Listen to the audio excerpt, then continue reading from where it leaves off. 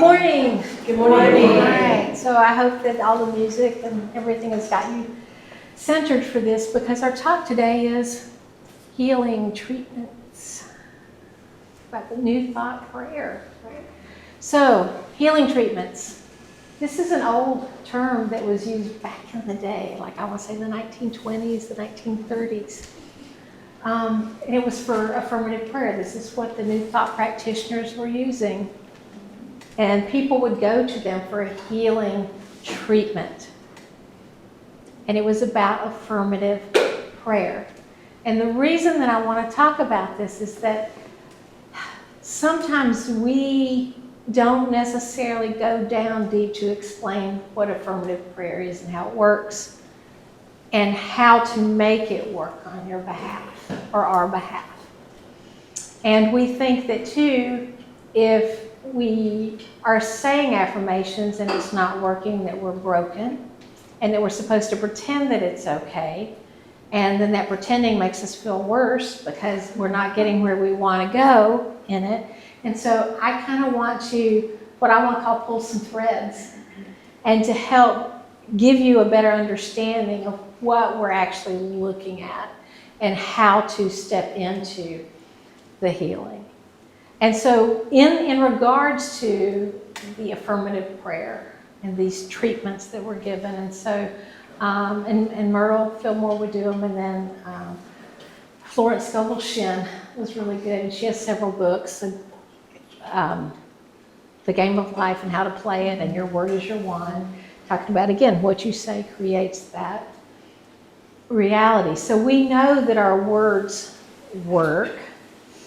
We just don't know how to get out of the negative when that's showing up. So there are three things that are involved in this process that kind of get, in a way, skipped over. Okay, so it is the vibration, it is the frequency, and it is the affirmation.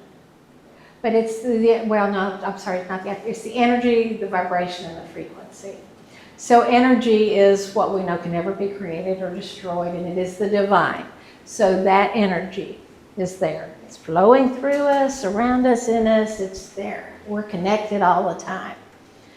So our vibration is based on where we're at and what we think and how we are connected to this reality, this world, right? And so I know if somebody says to me, I'm having a real hard time financially, or I've been this really bad diagnosis, and I will say, okay, well, it's all right. You can move through this. Don't tell me it's okay. It's not okay. It's not okay. And so what's important to understand is that the vibration is the energy of saying, I'm broke, I'm sick, I'm miserable, I'm sad, whatever those things are about things that are going on, right? But it's like we'd like to tell our story. Well, let me tell you about how sick I am. Let me tell you about what's going on. Let me tell you about all these bad things that are coming. But I'm being good about it. I'm moving through it. I'm affirming that all is well. But let me tell you how bad it is. So there's this thing, and Charles would talk about it. So Charles Fillmore was really way before his time. And if he were here right now, he'd just be having a field day as soon as computers came out and we had access to them. So there is what you've heard of quantum realities, right?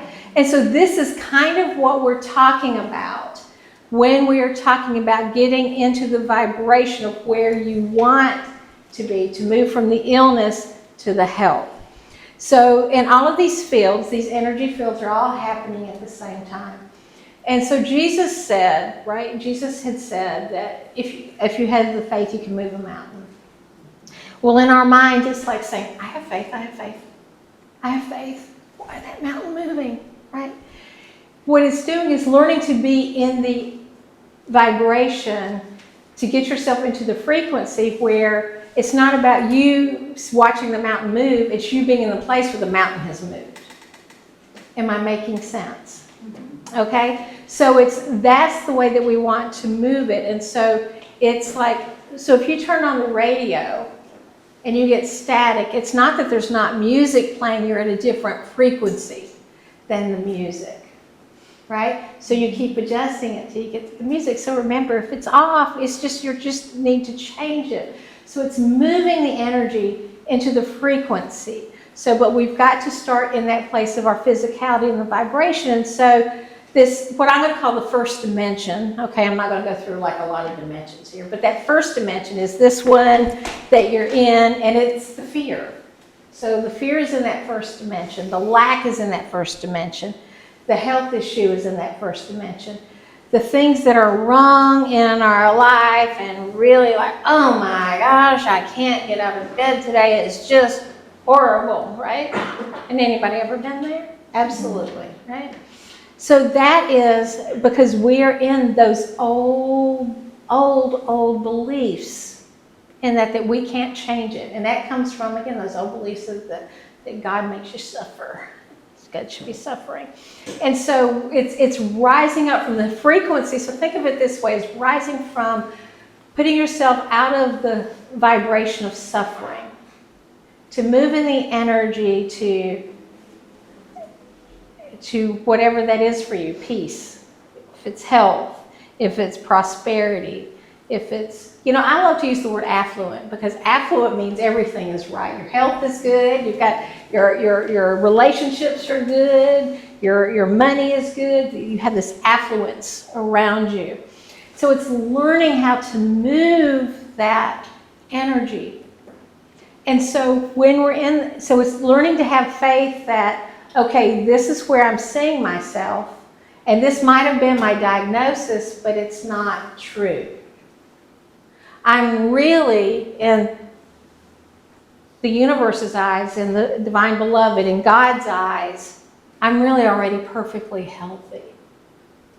I'm really there. And that, yes, this is a diagnosis, and I don't have to try to find out what I did wrong in 23 lifetimes back, because I've gone 22 so far, and it hasn't shown up. It's just been carried over of what I did wrong.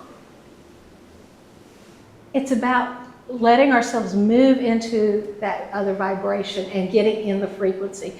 And so when we are in the frequency, that's when we see the change.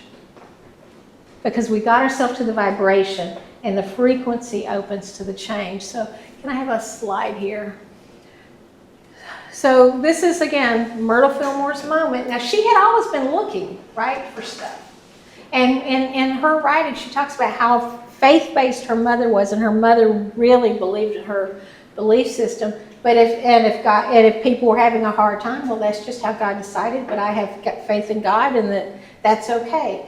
And Myrtle was like, I appreciate my mom's faith, but I don't understand why God would do that. But this affirmation for her is what, again, started unity. I am the child of God, therefore I do not inherit sickness. And you guys have heard that 1,000 times from me, and probably 1,000 times before I was here. Mm-hmm. So, and to me, this is Jesus saying in Matthew 9:29, according to your faith, be it unto you. According to your faith, be it unto you. And so what that is saying is, again, where do we want to see ourselves? What is the energy that we are wanting to see ourselves in? So we know that divine energy cannot be broken. Love cannot be broken, right? It can't be destroyed. We are loved constantly, regardless of what we're doing. We're loved and supported, right? And whatever vibration we are in is the energy of what we're attracting, and we know that. And so what's helping us to understand is to know that it's not just about saying, I am the child of God, therefore I do not inherit illness or sickness. I like to say illness, but anyway, I do not inherit sickness, which you can also say, I am the perfect, I like to say I'm the perfect child of God, therefore I do not inherit lack. I do not inherit misery. I do not inherit suffering. It can be used for a lot of things. But it's learning that when we are saying it, we're not focusing on the health or the problem. Like, I've got this, so I've got to say this, and I got this. Let me do a check. Oh, it's still there. That illness is still there. That affirmation's not working. That's where we go wrong. That's where we go wrong. Instead of saying, in it of already knowing that there is, what I'm going to say, a dimension, a quantum reality that already has us whole. We just need to align to that frequency to bring it in. Am I making sense? Does this help to kind of get an idea? Go ahead. Is there somewhere in the Bible, and I can't think of the verse, or maybe this is just like a thing, but it's like I think sometimes we spend so much time thinking about what we need to do rather than letting things happen in the time that they need to happen. Like we try to control things so much instead of just looking for what is the answer in this? What am I hearing or understanding intuitively, and trusting that as people give us information, maybe that's God bringing us information. So being open to other. Well, and it's like getting out of the way and let God do God's work, right? And so our big assignment in life is to enjoy life. So if there's something going on and you're not enjoying it, what do I do? What brings me joy? What can I do? And I'm using the word enjoyment because some people can't resonate to the word joy. Some people can't resonate to the word happy because life has always been getting by or maintaining or surviving. So enjoyment of allowing myself to start to enjoy things in my life. And so that enjoyment can help to bring this forward more, but it's letting Spirit do Spirit's work. It's allowing ourselves to be in the energy of that. And so the next one. So this is Florence, Scovel, Shinn. Faith knows it has already received and acts accordingly. And that's kind of something Jesus kept saying, faith. Do you have faith? And so in Mark 5:34, Jesus says, daughter, your faith has made you whole. Go in peace. Your faith has made you whole. And so the woman that had the bleeding and she reached for the hem of the garment, when she did it, she just knew if she could touch it, that she would be healed. And that was the faith that makes us whole. It's just knowing that it's there. That it's not about you have to prove yourself worthy. You have to work really hard and to go through 50 different things. It's allowing yourself to go, okay, this is where I'm at right now. I don't like it. I want to be on the other side of this. And so I do think that there's a me on the other side of this that is whole, that is happy, that is in balance, that has a great relationship, that has whatever it is that we're needing. And I believe that, and I don't like where I'm at right now, so I want to do better. And I'm willing to do better. So what can I start to change in this moment? And again, it's having those conversations, because you can hear, sometimes it's like, stop telling everybody about it. Sometimes that's what it is. Yes. I was just learning about a Christian metaphor for what you're talking about, that time of struggle where you're not connected. And they compared it to Jesus was crucified on Friday and he rose on Sunday. But what happened on Saturday? And Saturday is that time of feeling the pain and noticing what's going on and trying to figure out what it is that we have to learn to not have to go back here again. Yeah, and from the metaphysical standpoint, that in between was Jesus gathering the energy and getting the energy to come back and to show. Mm-hmm. But it's very similar into that. And but it's allowing ourselves to know that we are not here to suffer. We don't have to prove ourselves worthy, and we're not going to get a bigger trophy than somebody else for all of our suffering when we get to wherever we're going on the other side. We're not going to get an award for being the biggest martyr, right? And it's kind of like, so I have an issue my own self. So since I was little, and I was telling Rick the other week that when I was 7 for Christmas, my grandmother had given me a necklace that had a cross. This is me. This isn't, so don't mean that I'm judging. But I just wanted to cry. Because to me, that cross symbolizes death. And Jesus wasn't the only person to be on the cross. This was the way that they were doing it. And if Jesus died during medieval times and they beheaded him, would we wear a head around our neck? If they hung him, would we wear a noose around our neck? If they drawn and quartered him? I mean, where this was a choice that humanity made against somebody that they felt like was creating heresy. But we look at that as that that's our salvation. But the salvation was the resurrection, saying, you don't die. You don't die. You keep growing. But if you suffer, and this is what I'm talking about, when we're suffering, we can move through. We can move through that energy of the vibration. And he was changing the energy of the vibration from physical death to showing that he was alive on a spiritual plane. And coming back to show us that we are still there. So in these quantum realities, or however we want to look at that, we still exist. There's that part of us that is existing in wholeness. And it's allowing ourselves to get into the frequency of what we want to do that. I have thoughts on that too, and maybe you'd prefer if I just talk about it after, or do you want to have a discussion now? I don't know. Okay. I mean, let me start, and you let me know if we're on the right track. So I'm not sure I believe in a resurrection, but Jesus, the Bible does say Jesus said on the cross, "It is finished." That to me is the victory.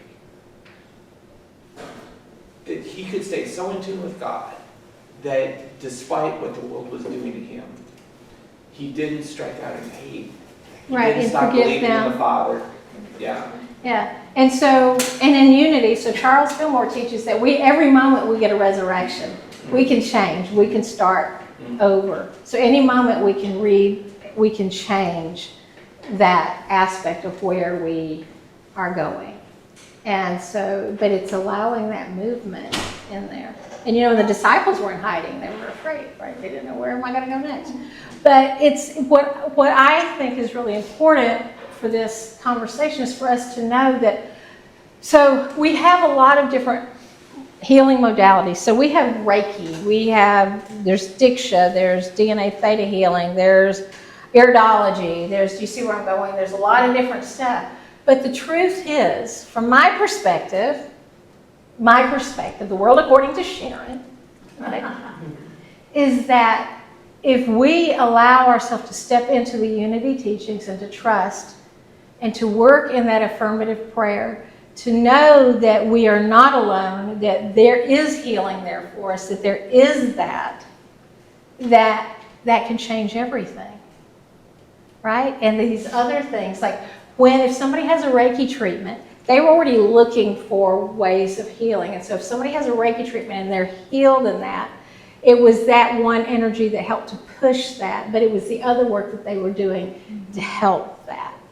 And as you know, there's people that have had these treatments that haven't had any healing at all, and people that have done affirmations that haven't had any healing at all, because we're stuck in that low dimension of this is what's going on with me, and we have to move it to seeing that place of wholeness.